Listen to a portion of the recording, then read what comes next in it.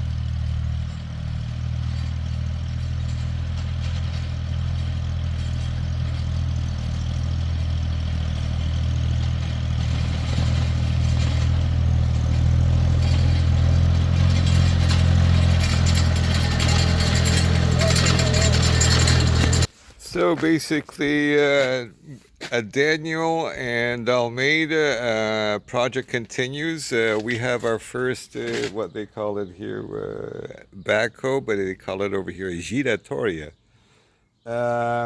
Just delivered. It has 1 hour of use. This is another part of the project of sharing equipment, especially agricultural equipment or other equipment, between good neighbors and common projects, something that's basically lacking in this neck of the woods, especially since there's no rental companies of any measurement. So it's a 300cc motor, small shovel. The accessories that we got right now are the shovel. There's a multiple amount of accessories, and we'll keep you posted on what we can do with it and how can it facilitate this organic move into food production, personal food production. Pois, bom dia. Falando aqui assim da experiência, estou a testar e a ver a capacidade do bichinho. O que é que eu já fiz? Já limpei esta poça assim. Ele é fácil de utilizar, tem um alcance interessante, portanto, só para vendo isto aqui assim. Ele é pequeno o suficiente que se mete em qualquer lado, é como uma pulgazinha. E está a funcionar. Eu acho que eu acho que dá para fazer muita coisa com isto. Portanto, continuamos. O bichinho é mesmo uma pulguinha. Portanto, é fantástico. Tá? Um abraço. Depois eu já falo mais logo. So this was the one we bought, just for you two guys to have an idea. And has a lot of safety systems. If someone hits here, it will stop here. And it has is 420 horsepower, cc, sorry. It has 15 horsepower and is quite big.